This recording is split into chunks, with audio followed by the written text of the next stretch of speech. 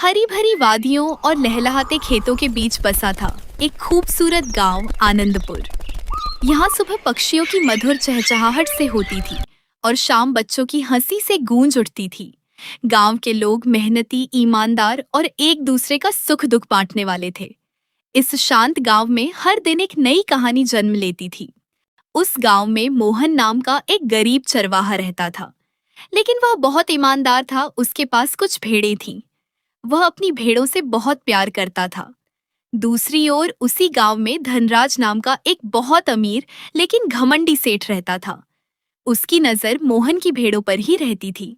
वो उसके भेड़ों को लेना चाहता था। सेठ धनराज मोहन से कहता है, कब तक गरीब रहेगा? मेरे साथ मिल जा, हम दोनों गांव वालों को अच्छा बेवकूफ बनाएंगे।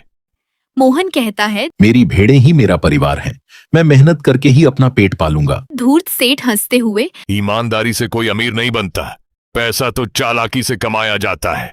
अगाली सुबह मोहन अपनी भेड़ों को चराने ले जाता है। मोहन आओ मेरी प्यारी भेड़ों, आज हरी हरी घास खिलाऊंगा। उसी समय सेठ वहां से गुजरता है। धूर्त सेठ मन में बोलता है, वाह, कितनी मोटी ताजी भेड़ें हैं, अगर ये मेरी हो जाए तो मजा आ जाए।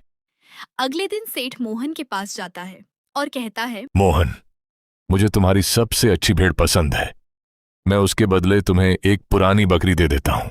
मोहन कहता है, नहीं सेठ जी, ये सौदा ठीक नहीं है। सेठ गुस्से में बोलता है। ठीक है, अब मैं दूसरा रास्ता अपनाऊंगा।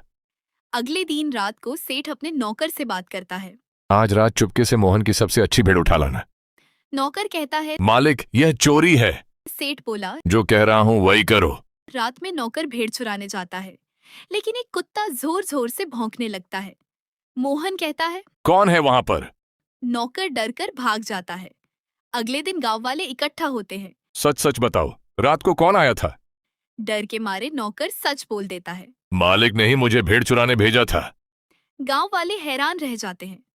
मुखिया सेठ धनराज से कहता है, धनराज, तुम गांव के सबसे अमीर आदमी होकर भी चोरी करते हो। सेठ शर्मिंदा होकर, मुझसे बहुत बड़ी गलती हो गई, मुझे माफ कर दीजिए। मोहन कहता है, अगर आपको अपनी गलती का सच में पछतावा है तो मैं आपको माफ करता हूँ। उस दिन के बाद सेठ ने कभी किसी को धोखा नहीं दिया। वह ईमानदारी से व्यापार करने लगा। धूर्त सेठ अपने मन में बोलता है। मैंने समझ लिया कि लालच इंसान को छोटा बना देता है। मोहन कहता है, मेहनत और ईमानदारी की कमाई सबसे बड़ी दौलत है। बच्चों, याद रखिए, धोखा और लालच कुछ समय का लाभ दे सकते हैं, लेकिन अंत में जीत हमेशा ईमानदारी और सच्चाई की होती है। तो बच्चों, अब बताओ इस कहानी में आपका पसंदीदा किरदार कौन था? कमेंट में जरूर लिखना। और हाँ, लाइक और सब्सक्राइब करना मत भूलना। फिर मिलेंगे नई कहानी के साथ।